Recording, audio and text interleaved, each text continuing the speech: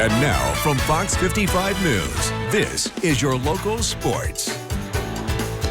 Hey, evening, everyone. Well, we are now 1/3 of the way through the high school football season, and when it comes to the SAC standings, everyone's looking up at the Bishops. Dwenger and Lures are tied at the top, both with 3-0 records, but three teams, including two-time defending champ Homestead, are still very much in the mix at 2-1.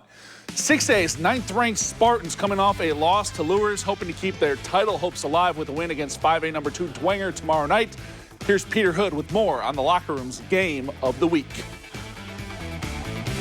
Justin, over the last 2 years, Bishop Dwenger has only lost 2 regular season games, yet they haven't won the SAC since 2018. Now, the reason for that is both losses came at the hands of Homestead, which went on to bring home the victory bell in 2019 and 2020.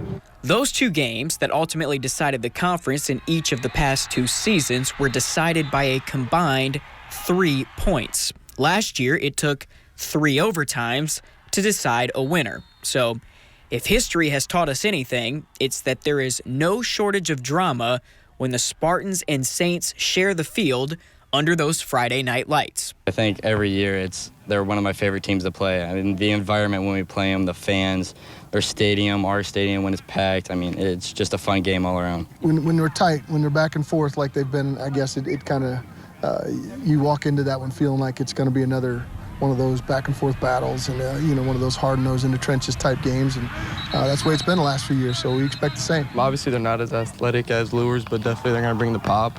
They're a built technician team, great coaches, so we just got to be ready. We just got to play all fourth quarters against them because they're going to be coached, they're going to come out and be ready, so you just got to execute all 4 quarters. They have really good wide receivers with Nate Anderson. They're fast, so our defense has to be ready for that. And then their defense is really solid, as it always is, so we just have to execute our offense every play. Yeah, we definitely treat every opponent the same, but for teams like Homestead, Snyder, our rivals, obviously have sort of a bigger effect on us, really. Especially Homestead, losing to them the past 2 years.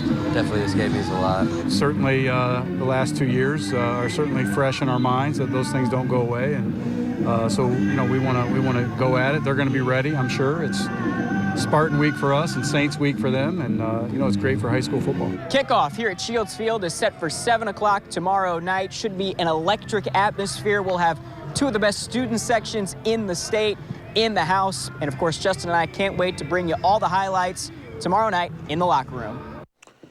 Thanks, Pete. That is just nearly one of a dozen games on our schedule for this week. Only 4 SAC contests. We will be at all 4 against Snyder versus Southside canceled due to COVID issues.